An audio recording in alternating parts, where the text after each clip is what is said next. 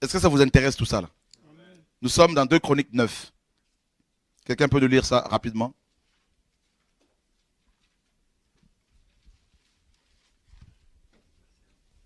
À partir du verset 1er. Or, la reine de Séba, ayant appris la renommée de Salomon, vint à Jérusalem pour éprouver Salomon par des énigmes. Pour éprouver une femme noire africaine, quitte l'Afrique pour aller éprouver un grand roi. On continue.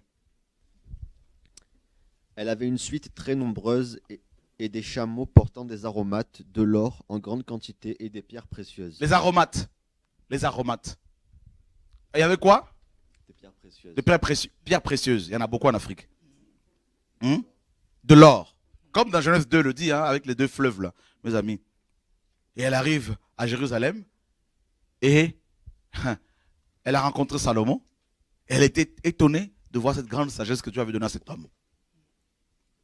Oh Seigneur, la reine de Séba. Et qu'est-ce que le Seigneur dit dans Matthieu 12? Regardez bien. Matthieu 12, 42.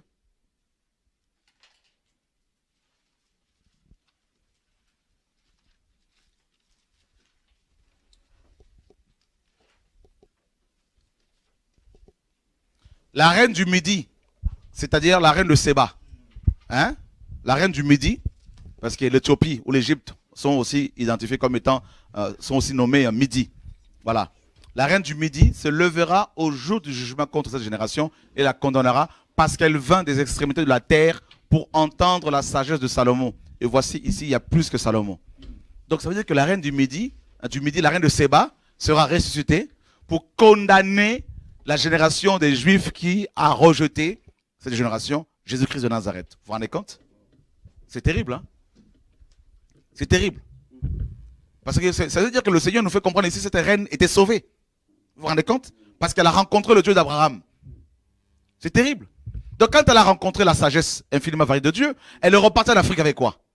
Avec cette sagesse-là. Donc les Africains connaissaient le véritable Dieu. C'est pour cela, au Congo-Kinshasa, avant l'arrivée des missionnaires catholiques, les Africains connaissaient déjà le Dieu d'Abraham. Et ça, beaucoup de gens ne le savent pas. Qui ne le savait pas ici? Qui veut le découvrir ça? On nous fait croire que les Africains ont connu le message, le Dieu véritable, un seul Dieu, le Dieu unique, avec les missionnaires catholiques. Mais c'est faux. Moi, ma Bible me dit, avant même que Christ ne soit incarné, la reine de Séba fait partie des premiers missionnaires. Elle a découvert la sagesse infiniment variée de Dieu, Christ, qui est encore un mystère. Et Salomon lui a partagé toutes sortes de choses, lui a partagé certainement la parole, la Torah.